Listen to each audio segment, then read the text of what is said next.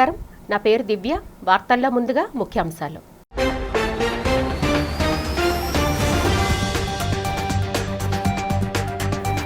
న్యూఢిల్లీలో ప్రధాని మోదీ అధ్యక్షతన జరిగిన ఎన్డీఏ సమావేశంలో పాల్గొన్న ముఖ్యమంత్రి చంద్రబాబు ఎన్డీఏ కూటమి కేవలం ఎన్నికల కోసం కాకుండా దేశ ప్రయోజనం కోసం పనిచేస్తుందని వెల్లడి.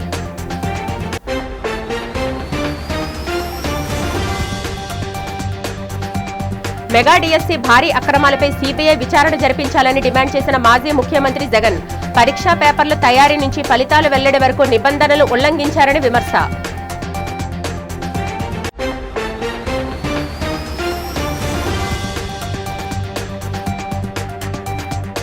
విశాఖ నేవల్ డాక్యార్డ్లో నౌకాదళం జిల్లా యంత్రాంగం ఆయుష్ ఆధ్వర్యంలో ఘనంగా జరిగిన యోగాంధ్ర వేడుకలను ప్రారంభించిన తూర్పు నౌకాదళ వైస్ అడ్మిరల్ సుశీల్ మీనన్.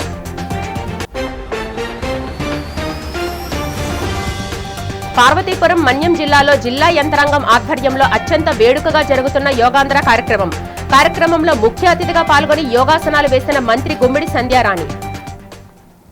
న్యూఢిల్లీలో జరిగిన ఎన్డీఏ సమావేశంలో సీఎం చంద్రబాబు నాయుడు పాల్గొన్నారు. ఈ సందర్భంగా ప్రధాని మోదీ 12 ఏళ్ల సుదీర్ఘ పాలనపై కృతజ్ఞతా తీర్మానాన్ని ప్రవేశపెట్టారు. అనంతరం చంద్రబాబు మాట్లాడుతూ మోదీ నేషన్ ఫస్ట్ ఎజెండాతో దేశాన్ని నడిపిస్తున్నారన్నారు. ప్రపంచ సంక్షోభంలోని దేశ ద్రవ్యోల్బణాన్ని 3.5% పరిమితం చేసి ఆర్థిక స్థిరత్వం తెచ్చారని కొనియాడారు. ఎన్డీఏ కూటమి కేవలం ఎన్నికల కోసం కాకుండా దేశ ప్రయోజనాల కోసమే పనిచేస్తుందని, ఇందుకు వివిధ రాష్ట్రాల్లో సాధించిన విజయాలే నిదర్శనమన్నారు. మోదీ నాయకత్వంలో ప్రపంచవ్యాప్తంగా భారత్కు గౌరవం పెరిగిందని, ఆయన అండతో ఏపీ అభివృద్ధి చెందుతుందని ఆకాంక్షిస్తున్నట్టు వెల్లడించారు. 2047 నాటికి వికసిత్ భారత్ లక్ష్యం సాకారమవ్వడం ఖాయమని చంద్రబాబు స్పష్టం చేశారు. It is great honor to table before this August House gathering resolution of gratitude, a historic tribute to India's longest serving continuously elected Prime Minister Sri Narendra Modi ji. The right leader at the right time at the right place, Narendra Modi ji as Prime Minister of this great nation. That is his strength. He is both our anchor and our innovator. Working with a single agenda, that is nation first, a principle that all of us has constantly keep it in mind. Entire nation has to follow. 21st century belongs to Narendra Modi ji. 2001 he elected as Chief Minister. Now nearly 25 years. Sometimes I am also introspecting myself. How he is able to live up to the expectations of the people. That is very, very important. That is the leadership Honorable Prime Minister is having. Today, the world is in turmoil, wars, fractured supply chains, energy markets in turmoil, facing aging problems, major economies slowing, uncertainty on every continent. Mega DSC నిర్వహణలో భారీ అక్రమాలు జరిగాయని, దీనిపై వెంటనే CBI విచారణ జరిపించాలని వైఎస్ఆర్సీపీ అధినేత మాజీ ముఖ్యమంత్రి వైఎస్ జగన్మోహన్ రెడ్డి డిమాండ్ చేశారు. ఈ సందర్భంగా తాడేపల్లి వైసీపీ కార్యాలయంలో జగన్ మీడియాతో మాట్లాడారు. పరీక్షల పేపర్ల తయారు నుంచి ఫలితాల వెల్లడి వరకు ప్రతి దశలోని నిబంధనలు ఉల్లంఘించారని మండిపడ్డారు. అత్యంత రహస్యంగా ఉంచాల్సిన క్వశ్చన్ పేపర్ల తయారీ, డిజిటల్ బాధ్యతలను చంద్రబాబు ప్రభుత్వం కన్వీనర్ను పక్కన పెట్టి ఎస్సీఈఆర్టీ డైరెక్టర్కు అవుట్సోర్సింగ్ ఉద్యోగులకు అప్పగించిందని ఆరోపించారు. ఫలితాలను సంబంధించిన మార్కులు, కటాఫ్, ర్యాంకులు ఎక్కడా డిస్ప్లే చేయకుండా కేవలం సెలెక్ట్ అయిన వారికి మాత్రమే మెసేజ్లు పంపడంపై ఆయన అభ్యంతరం వ్యక్తం చేశారు. నవీన్ అనే మెరిట్ అభ్యర్థి డేటాను తొలగించి ఉద్యోగం ఇవ్వకుండా కోర్టు చుట్టూ తిప్పడం ప్రభుత్వ అక్రమాలకు నిదర్శనమన్నారు. పేపర్ లీకేజీని దాచేందుకే ప్రభుత్వం ఈ తప్పులు చేస్తుందని విమర్శించారు. రాష్ట్రంలో పోలీస్ అధికారం చంద్రబాబు చేతిలోనే ఉన్నాయని, పైగా ఆయన కుమారుడే విద్యాశాఖ మంత్రి కావడంతో లోకల్ దర్యాప్తు వల్ల నిజాలు బయటకు రావన్నారు. థర్డ్ పార్టీ ఏజెన్సీ అయిన సీబీఐ విచారణతోనే బాధితులకు న్యాయం జరుగుతుందని వైఎస్ జగన్ స్పష్టం చేశారు.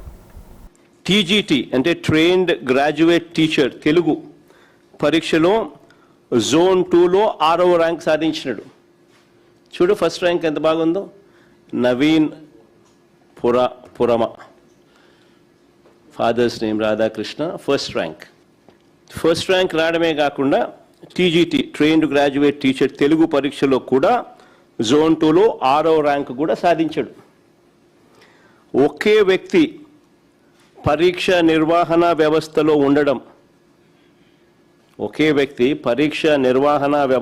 ఉండడం, అదే వ్యక్తి అవే పరీక్షల్లో టాప్ ర్యాంకులు రావడం నిజంగా ఇది అతిపెద్ద స్కామ్కు సాక్ష్యం కాదా అని అడుగుతా ఉన్నా.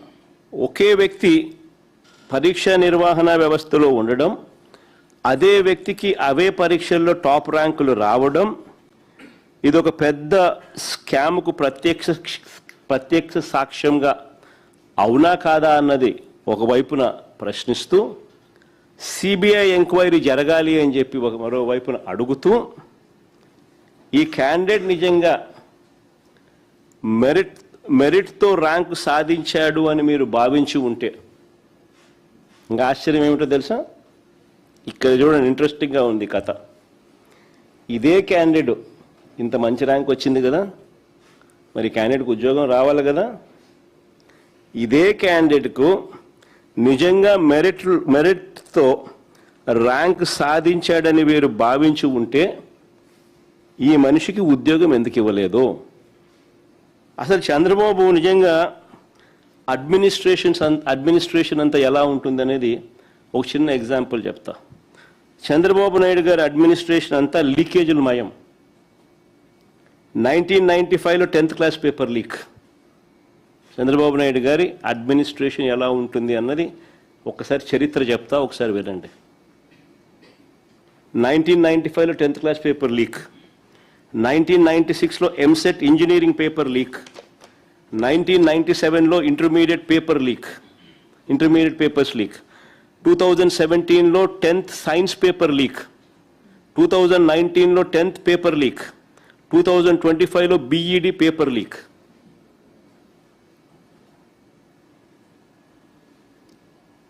2025లో 10th మ్యాథ్స్ పేపర్ లీక్. ఇప్పుడు డిఎస్సి టీచర్ల రిక్రూట్మెంట్ లీక్. ఇది Chandrababu Naidu history. Visakha steel plant ప్రమాదంలో మరణించిన కాంట్రాక్ట్ కార్మికుల కుటుంబంలో ఒకరికి పర్మనెంట్ ఉద్యోగం ఇవ్వాలనే చారిత్రాత్మక నిర్ణయాన్ని కేంద్ర కూటమి ప్రభుత్వమే తీసుకుందని రాష్ట్ర హోంమంత్రి బంగళపూడి అనిత స్పష్టం చేశారు. విశాఖ టీడీపీ కార్యాలయంలో జరిగిన మీడియా సమావేశంలో ఆమె మాట్లాడుతూ, కేంద్ర ఉక్కు మంత్రి కుమారస్వామి ప్రమాదం జరిగిన 6 గంటల్లోనే ఘటనా స్థలానికి చేరుకుని బాధిత కుటుంబాలకు లైఫ్ టైం భరోసాతో పాటు 60 లక్షల నుంచి ₹1 కోటి వరకు ఇన్సూరెన్స్ అందేలా చర్యలు తీసుకున్నారని తెలిపారు. గత వైసీపీ ప్రభుత్వం ఎల్జీ పాలిమర్స్, గంగవరం పోర్టుల విషయంలో రాష్ట్ర ప్రయోజనాలను తాకట్టు పెట్టిందని, నాడు కార్మికుల ధర్నా చేస్తుంటే కనీసం పట్టించుకొని జగన్కు ఇప్పుడు స్టీల్ ప్లాంట్ గురించి మాట్లాడే అర్హత లేదని మండిపడ్డారు. గతంలో చతికిల పడిన ఉక్కు పరిశ్రమను 99% ఉత్పత్తి స్థాయికి తీసుకువచ్చి ప్లాంట్ని నిలబెట్టింది కూటమి ప్రభుత్వమేనని హోంమంత్రి అనిత స్పష్టం చేశారు. కూడా చాలా సందర్భాల్లో అఖిలపక్షం వేస్తే నేను కూడా మీతో పాటు చర్చిస్తా, అంటే ప్రత్యేకంగా అఖిలపక్షం ఒకటి ఏర్పాటు చేయండి, నేను కూడా మీతో పాటు వచ్చి ఆ స్టీల్ ప్లాంట్ని రక్షించుకుందామని చెప్పి ఒక ఎమోషన్తోని మాట్లాడిన సందర్భాన్ని కూడా గుర్తు చేయాలి. అంటే ఇన్ని జరిగిన తర్వాత ఈ రోజు మాకు ప్రతిపక్షం సపోర్ట్ చేయట్లే, కానీ అతగాడు సీఎంగా ఉండేటప్పుడు ఇలాంటి ఇష్యూస్ మీద ప్రతిపక్షంలో ఉన్న మేము కూడా సపోర్ట్ చేస్తామని చెప్పిన తర్వాత కూడా కనీసం ముందుకు వచ్చే పరిస్థితులు కనిపించలే. ఇందాకే గౌరవ శ్రీనివాస్ గారు అన్నారు, ఈ స్టీల్ ప్లాంట్ విషయంలో కమిటీ ఏర్పాటు చేసి 3 మెన్ కమిటీ ఏర్పాటు చేశారు.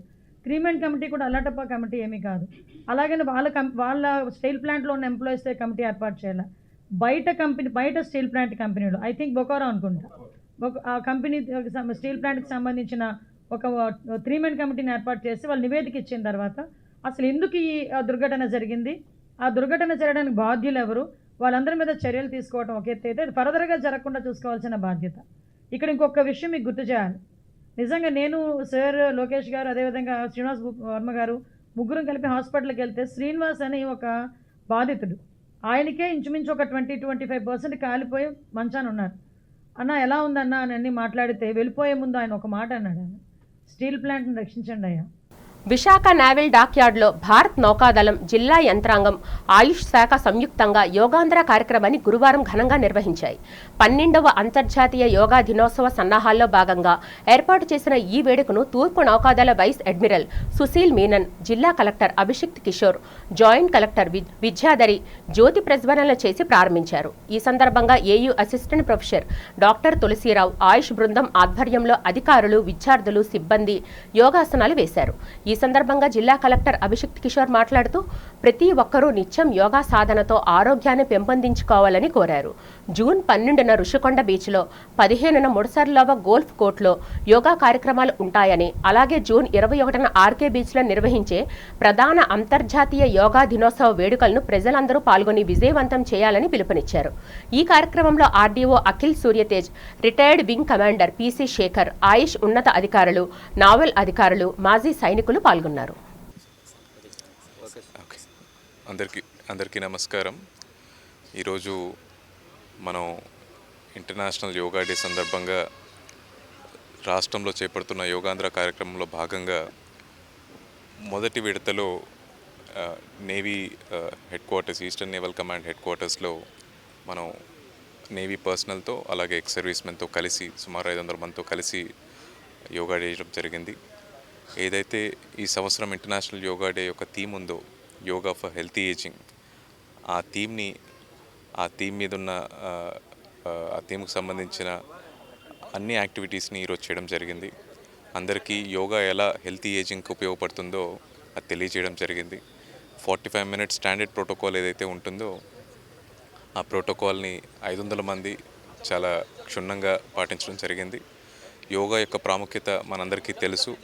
ఈ ఇంటర్నేషనల్ యోగా డే సందర్భంగా అలాగే ఈ యోగాంధ్ర కార్యక్రమం సందర్భంగా యోగాని మరింత ప్రజల్లోకి తీసుకెళ్లాలని, చాలామందికి యోగా వల్ల వచ్చే బెనిఫిట్స్ని అందజేయాలని చెప్పి ప్రభుత్వం ఈ కార్యక్రమాన్ని టేకప్ చేసింది.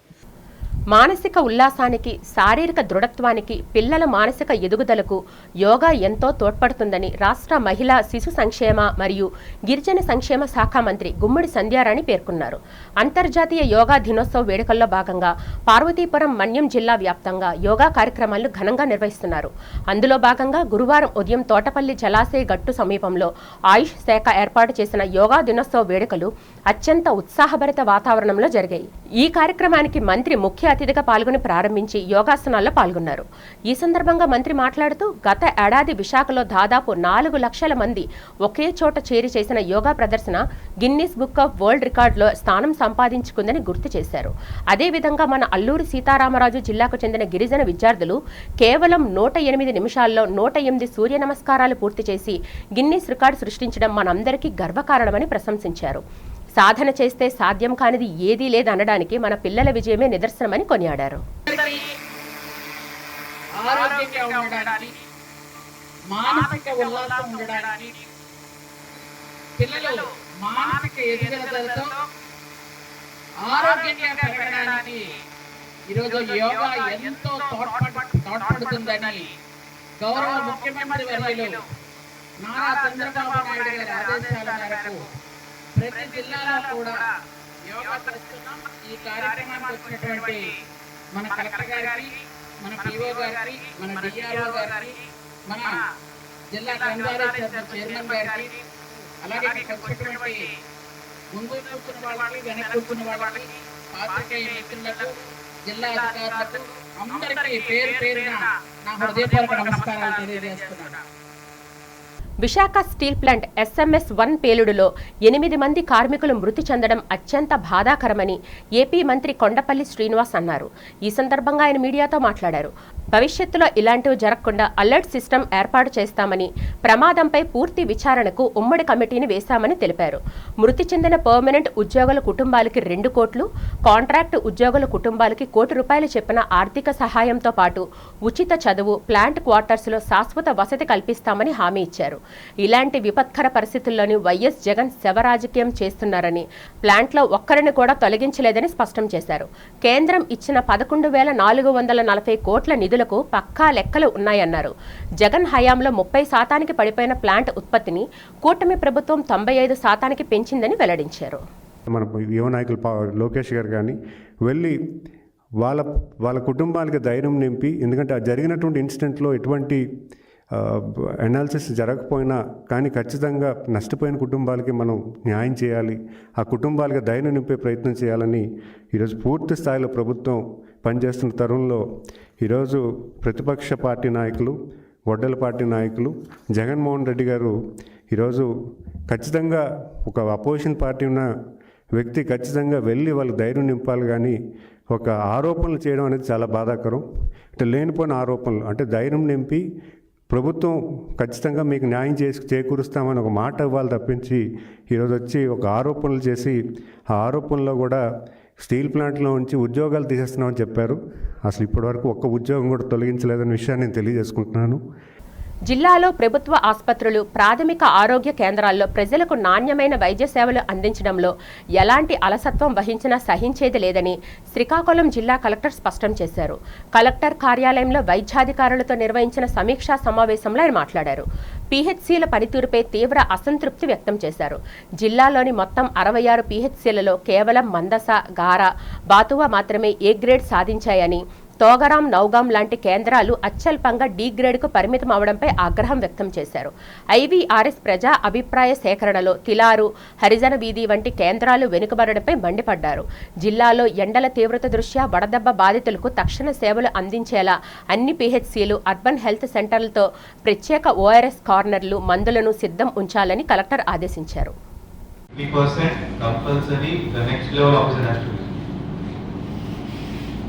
You have to tell me this, and from next meeting onwards, positive public perception, next meeting onwards, the lowest medical officer has to.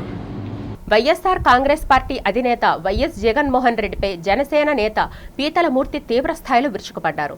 నగరంలో జరిగిన మీడియా సమావేశంలో ఆయన మాట్లాడుతూ స్టీల్ ప్లాంట్ ప్రమాద బాధితుల పట్ల కపట ప్రేమ నటించాడని ఎద్దేవా చేశారు. స్టీల్ ప్లాంట్ను ప్రైవేటీకరణ కాకుండా కాపాడింది తానేనని చెప్పుకోవడానికి జగన్కి సిగ్గులేదా అని ప్రశ్నించారు. స్టీల్ ప్లాంట్ భూములను కాజేసేందుకు జగన్ అండ్ కో ప్రయత్నించలేదని నిలదీశారు. ప్రమాదం జరిగిన వెంటనే కేంద్ర, రాష్ట్ర ప్రభుత్వాలు అద్భుతంగా స్పందించాయని గుర్తు చేశారు. ప్రమాద ఘటన స్థలాన్ని ఉప ముఖ్యమంత్రి పవన్ కళ్యాణ్, మంత్రి నారా లోకేష్, హోంమంత్రి అనిత, ఎందరో కూటమి నాయకులు సందర్శించి బాధితులను పరామర్శించారని గుర్తు చేశారు. స్టీల్ ప్లాంట్ ప్రమాద బాధితులకు ₹1 కోటి ఇస్తానని చెప్పడం హాస్యాస్పదంగా ఉందన్నారు. జగన్ అధికారంలో ఉండగా ఎల్జీ పాలిమర్స్ బాధితులకు ఎంత పరిహారం ఇచ్చారని చెప్పాలని డిమాండ్ చేశారు.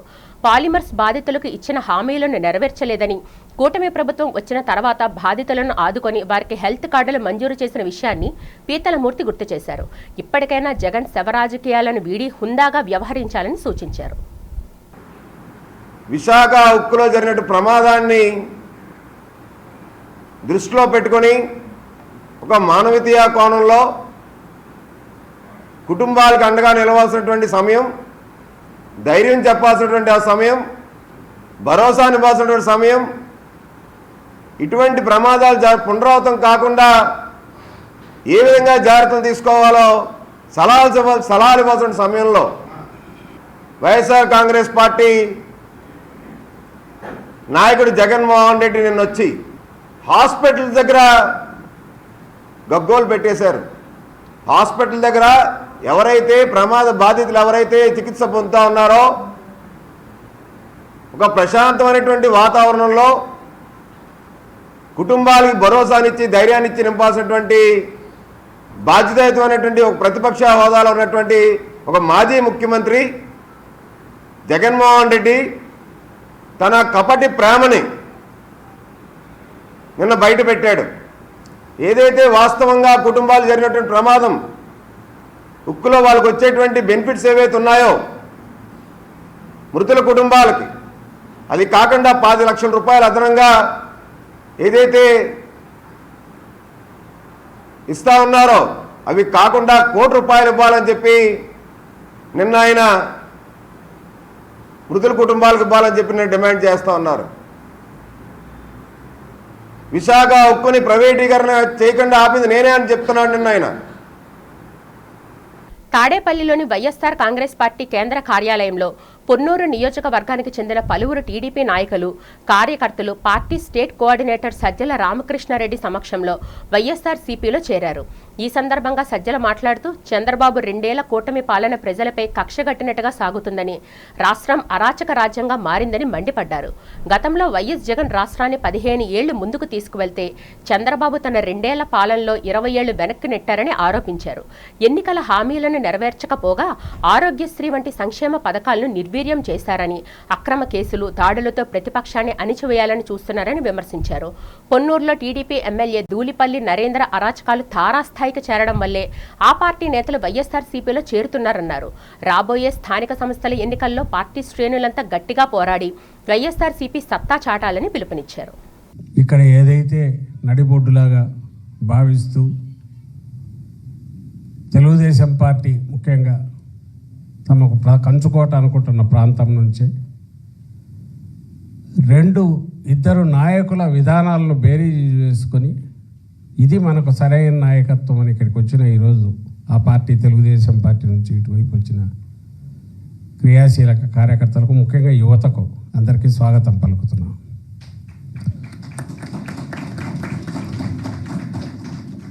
దీనికి ఓ ప్రత్యేకత కూడా ఎందుకుందంటే 2 ఏళ్ళే అయింది అధికారంలోకి వచ్చి. ఆ కూటమి పాలన అది చంద్రబాబు గారి నాయకత్వంలో, తెలుగుదేశం పార్టీ నాయకత్వంలో ఎన్డీఏ కూటమి పాలన వచ్చి 2 ఏళ్ళు అయింది. 2 ఏళ్లకు సహజంగా అందులో అంత మెజారిటీతో, భారీ మెజారిటీతో, కారణాలు ఏవైనా కావచ్చు. ఆ మెజారిటీ రావడానికి ఏం కారణాలు పనిచేసాయి, ఏమున్నాయనేది దట్స్ డిఫరెంట్ ఇష్యూ. పెందుర్తి నియోజకవర్గం పరిధిలో జీవీఎంసీ 96వ వార్డు చిన్న ముడిసివాడ సమీపంలో ఉన్న శ్రీ సూర్యనారాయణ స్వామి ఆలయ ప్రహారీ గోడ, సిమెంట్ల రోడ్ల నిర్మాణ పనులకు స్థానికుల శాసనసభ్యులు పంచకర్ల రమేష్ బాబు బుధవారం శంకుస్థాపన చేశారు. జీవీఎంసీ నిధులు 2.94 కోట్లతో చేపట్టనున్న ఈ పనుల ప్రారంభోత్సవంలో భాగంగా ఆయన స్వామివారికి ప్రత్యేక పూజలు నిర్వహించారు. ఈ సందర్భంగా ఎమ్మెల్యే మాట్లాడుతూ ఎన్డీఏ కూటమి ప్రభుత్వం ప్రజల మన్ననలు పొందేలా పాలన సాగిస్తుందని, నియోజకవర్గంలో అన్ని పనులను పూర్తి చేసి వచ్చే ఎన్నికల్లో మళ్లీ ప్రజల ఆశీస్సులు పొందుతామని ధీమా వ్యక్తం చేశారు. మాజీ మేయర్ పీలా శ్రీనివాసరావు హయాంలో ఈ ఆలయ పనులకు నిధులు మంజూరయ్యాయని గుర్తు చేసిన ఆయన ఇటీవల పెందుర్తి మండల అభివృద్ధి కోసం మరో 14.5 కోట్ల నిధులను మంజూరు చేయించామని తెలిపారు. మాజీ మేయర్ పీలా శ్రీనివాసరావుతో పాటు పలువురు కూటమి ముఖ్య నాయకులు, ఆలయ కమిటీ ప్రతినిధులు ఈ కార్యక్రమంలో పాల్గొన్నారు. వెంకటాద్రి కొండకు దిగువన ఉన్నటువంటి సూర్యనారాయణ స్వామి దేవాలయం సరౌండింగ్స్లో ప్రొడక్షన్ వాళ్ళు కానీ, సీసీ రోడ్స్ కానీ 2,91,00,000 పనులు పూర్తి చేసుకున్నాం. ఇంకా పనులు పూర్తవలసింది. గౌరవ మేయరు పిల్లా శ్రీను గారు మేయర్గా ఉన్నప్పుడే మేమిద్దరం కానీ, ఈ టెంపుల్ చైర్మన్గా నాకు అన్నా కానీ, ఇతర పెద్దలందరూ కూడా ఆ భగవంతుడు గుడికిచ్చే సదుపాయాలు కాబట్టి అందరం కూడా కలిసి పెద్ద ఎత్తున దీన్ని ట్రై చేశాం. మనస్ఫూర్తిగా మా పిల్లా శ్రీను గారికి కానీ, కన్నాకు కానీ మనస్ఫూర్తిగా అభినందనలు తెలియజేస్తా ఉన్నా. అలాగే ఈ అభివృద్ధి సంక్షేమం అనేది నిరంతరం జరిగే ప్రక్రియ. ఏదో అయిపోయింది, ఇవాళతో పూర్తి అయిపోయింది అనుకునేది ఏమీ లేదు. కొన్ని చేస్తుంటాం, కొన్ని పనులు వస్తూ ఉంటాయి. మాకున్న చిత్తశుద్ధుల్లో మా ఎన్డీఏ కూటమి ప్రభుత్వానికి ప్రజల మన్ననలు పొందే విధంగా కార్యక్రమాలు చేయటం, పనులు చేయటం.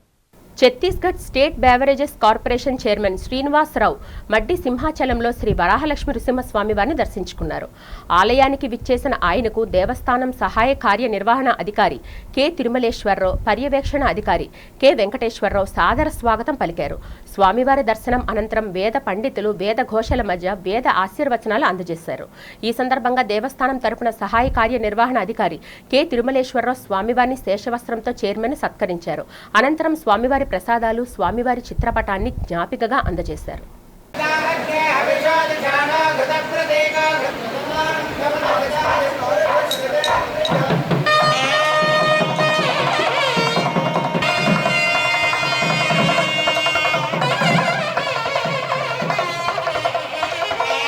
అల్లూరు జిల్లాలో ప్రయాణికులకు మెరుగైన రవాణా సౌకర్యాలు, ఆర్టీసీ కాంప్లెక్స్లో బస్టాపుల్లో మౌలిక వసతులు కల్పించాలని ఆర్టీసీ అధికారులను జిల్లా కలెక్టర్ నిశాంతి ఆదేశించారు.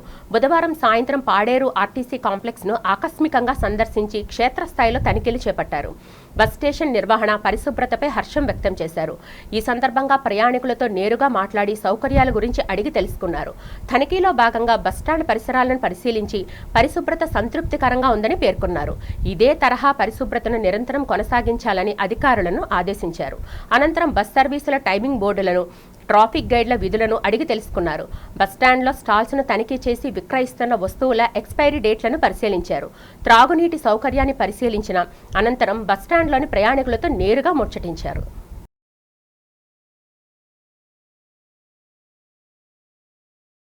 విశాఖ జిల్లా భీమునిపట్నం నియోజకవర్గం అమనాం రెవెన్యూ గ్రామంలో మంగళవారం జరిగిన మీ భూమి మీ హక్కు కార్యక్రమంలో ఎమ్మెల్యే గంటా శ్రీనివాసరావు ముఖ్య అతిథిగా పాల్గొన్నారు. ఈ సందర్భంగా 405 మంది రైతులకు రాజముద్ర కలిగిన కొత్త పట్టాదారు పాస్ పుస్తకాలను పంపిణీ చేశారు. అనంతరం ఆయన మాట్లాడుతూ గ్రామంలో మొత్తం 508 మంది రైతులకు గాను ప్రస్తుతం 405 మందికి పుస్తకాలు అందజేశామన్నారు. మరణాలు, మ్యుటేషన్లు, ఫోటోల మార్పుల వంటి వివిధ కారణాల వల్ల పెండింగ్లో ఉన్న మిగిలిన 103 మంది సమస్యలను కూడా త్వరలోనే పరిష్కరిస్తామని హామీ ఇచ్చారు. రీసర్వే పాస్ పుస్తకాల్లో దొర్లిన క్లరికల్ తప్పులను సరిదిద్దుకునే అవకాశం ఉందని, రైతులెవరూ ఆందోళన చెందాల్సిన అవసరం లేదని స్పష్టం చేశారు. అనంతరం గ్రామంలో 50 లక్షల వ్యయంతో నిర్మించిన నూతన సామాజిక భవనాన్ని, సీసీ రహదారిని ఎమ్మెల్యే ప్రారంభించారు. కూటమి ప్రభుత్వానికి చెందిన పలువురు ముఖ్య నాయకులు, అధికారులు పాల్గొన్న ఈ వేడుకలో cine hero, Hindupuram MLA Nandamuri Balakrishna పుట్టినరోజు సందర్భంగా ఎమ్మెల్యే గంటా శ్రీనివాసరావు నాయకులతో కలిసి కేక్ కట్ చేసి శుభాకాంక్షలు తెలిపారు. అటువంటి మన భూమికి సంబంధించి ఏదైనా హక్కు పత్రాలు ఏదైనా ఉంటే దానికి ఉంటే మన ఫోటోలు ఉండాలి, లేకపోతే మన తాత ముత్తాతలు, మన తల్లిదండ్రుల ఫోటోలు ఉండాలి తప్ప జగన్మోహన్ రెడ్డి గారి ఫోటో మన భూమికి సంబంధించిన పత్రాల మీద వేసుకుని ఆయన ప్రింట్ చేశాడు. అంతేకాదు మీకు తెలుసు, సర్వే గ్రామాల్లో భూమిని సర్వే చేస్తే ఆ సర్వే రాళ్లు వేస్తే ఆ సర్వే రాళ్ల పైన కూడా జగన్మోహన్ రెడ్డి గారి ఫోటో వేసుకోవడం జరిగింది. వైఎస్ఆర్ కాంగ్రెస్ పార్టీ నాయకురాలు చిన్న శ్రీను సోల్జర్స్ ఫౌండర్ సిరి సహస్ర సిరమ్మ సంచలన వ్యాఖ్యలు చేశారు. రాబోయే ఎన్నికల యుద్ధంలో వైఎస్ జగన్మోహన్ రెడ్డిని భారీ మెజారిటీతో మళ్లీ సీఎం కుర్చీలో కూర్చోబెట్టాలని ఆమె పిలుపునిచ్చారు. దేవుడు ఒక మనిషిని రాజుని చేయాలనుకుంటే నేరుగా కిరీటం ఇవ్వడని, ముందుగా యుద్ధాన్ని ఇస్తాడని ఆమె పేర్కొన్నారు. ఆ యుద్ధాన్ని ఎంత ధర్మబద్ధంగా ఎదుర్కొని గెలుస్తామనే దానిపై కిరీటం ఆధారపడి ఉంటుందని చెప్పారు. గతంలో వచ్చిన మెజారిటీ కంటే ఈసారి రెట్టింపు మెజారిటీతో భీమిలి నియోజకవర్గంలో తన తండ్రి మజ్జి శ్రీనివాసరావు చిన్న శ్రీని గెలిపించాలని కార్యకర్తలకు, ప్రజలకు విజ్ఞప్తి చేశారు. మన విజయం ఎంత బలంగా ఉంటే స్వయంగా జగనన్నే పిలిచి చిన్న శ్రీనికి మంత్రి పదవిని గిఫ్ట్గా ఇచ్చేలా భీమిలిలో చారిత్రాత్మక విజయాన్ని నమోదు చేయాలని సిరి సహస్ర సిరమ్మ పిలుపునిచ్చారు. ఒక మనిషి, ఒక దేవుడు మనిషిని రాజుగా చేయాలనుకుంటే వెంటనే కిరీటాన్ని ఇవ్వరంట. ఆ మనిషికి ముందుగా యుద్ధాన్ని ఇస్తారంట. ఆ యుద్ధాన్ని ఎంత ధర్మబద్ధంగా అయితే చేసి గెలుస్తారో దాన్ని బట్టి వాళ్ళకి కిరీటాలు వస్తాయంట. ఈ వేదిక మీద నుంచి నేను కోరుకుంటుందల్లా, ఇప్పుడు జరుగుతున్న మన ఈ యుద్ధానికి మన రాజైన వైఎస్ జగన్మోహన్ రెడ్డి గారిని మన ధర్మబద్ధంగా, మన సైనికులుగా నిల్చొని ఆయనకి ధైర్యాన్ని ఇస్తూ మన గ్రామ స్థాయి నుంచి వార్డు స్థాయి దాకా ప్రతి ఒక్క గడపకు జరుగుతున్న అన్యాయాలు తెలియజేస్తూ ఖచ్చితంగా మన రాజుని రానున్న రోజుల్లో 29లో భారీ మెజారిటీతో సీఎంగా ఆయన అక్కడ కూర్చోపెట్టించాలి. రెండో విషయం, అంతే మెజారిటీతో, ఎంత మెజారిటీతో అయితే మనం గతంలో ఇప్పుడు ఓడిపోయామో దానికంటే రెట్టింపు మెజారిటీతో మన చిన్న శ్రీని గారిని మన భీమిలిలో గెలిపించాలి. మన గెలుపు ఎంత బలంగా ఉండాలంటే ఖచ్చితంగా జగనన్నే మనల్ని పిలిచేసి, శ్రీను నువ్వే మంత్రిగా ఉండాలయ్యా, మంత్రి పదవిని మనకి గిఫ్ట్ ఇచ్చేటట్టు మన విజయాన్ని మనం చాటేయాలి. విశాఖ దక్షిణ నియోజకవర్గం 35వ వార్డులో వైఎస్ఆర్సీపీ క్రిస్టియన్ మైనారిటీ సెల్ అధ్యక్షులు సువార్త రాజు జన్మదిన వేడుకలు అంగరంగ వైభవంగా జరిగాయి. ఈ సందర్భంగా నిరుపేదలకు అల్పాహారం, పండ్లు, స్వీట్లు, మజ్జిగ పంపిణీ చేయడంతో పాటు కృపామయ ప్రార్థన సహవాసంతో ప్రత్యేక ఆశీర్వాద ప్రార్థనలు నిర్వహించారు. పార్టీ నాయకులు మల్లా విజయబుజ్జి, తర్లాడు గోవింద్, ఖరాటి కృష్ణ, రంగాల రవికుమార్, లాండా సుధాకర్, దళాయి నూకరాజుల ఆధ్వర్యంలో పలు కూడలిలో సువార్త రాజును సాలువాలతో ఘనంగా సత్కరించి కేక్ కట్ చేశారు. చిన్న దుర్గాలమ్మ గుడి సెంటర్ సరస్వతి పార్కు వద్ద మహేష్ అభిమానుల సమక్షంలో కేక్ కట్ చేసి విద్యార్థులకు నోట్బుక్స్, పెన్నులు పంపిణీ చేశారు. స్థానికులు, కార్యకర్తల కోలాహలం, బాణాసంచాల సంబరాల మధ్య ఈ పుట్టినరోజు వేడుకలు అత్యంత ఘనంగా జరిగాయి. గడిచిన సంవత్సరాలన్నీ కూడా మీ సజీవ రేఖల కింద భద్రపరిచి ఈ నూతన సంవత్సరం మీ దయాకిరీటం ధరింప చేసినందుకు వందనాలు ప్రభావ. దయ ఇచ్చేసిందండి నాయన. తన జీవితంలో నూతన కార్యాలు జరుగుటకు సహాయం దయచేయండి ప్రభావ. వార్తలు ముగించే ముందు ముఖ్యాంశాలు మరొకసారి చూద్దాం.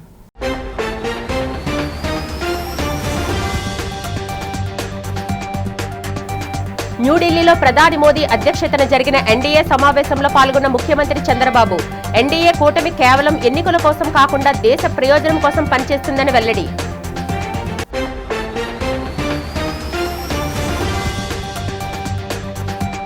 మెగా డిఎస్సీ భారీ అక్రమాలపై సీబీఐ విచారణ జరిపించాలని డిమాండ్ చేసిన మాజీ ముఖ్యమంత్రి జగన్ పరీక్షా పేపర్ల తయారీ నుంచి ఫలితాలు వెల్లడి వరకు నిబంధనలు ఉల్లంఘించారని విమర్శ.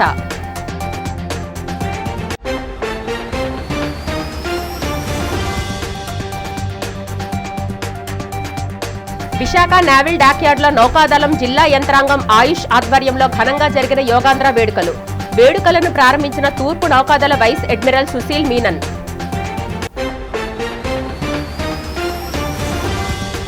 పార్వతీపురం, మన్యం జిల్లాలో జిల్లా యంత్రాంగం ఆధ్వర్యంలో అత్యంత వేడుకగా జరుగుతున్న యోగాంధ్ర కార్యక్రమంలో ముఖ్య అతిథిగా పాల్గొని యోగాసనాలు వేసిన మంత్రి గుమ్మిడి సంధ్యారాణి.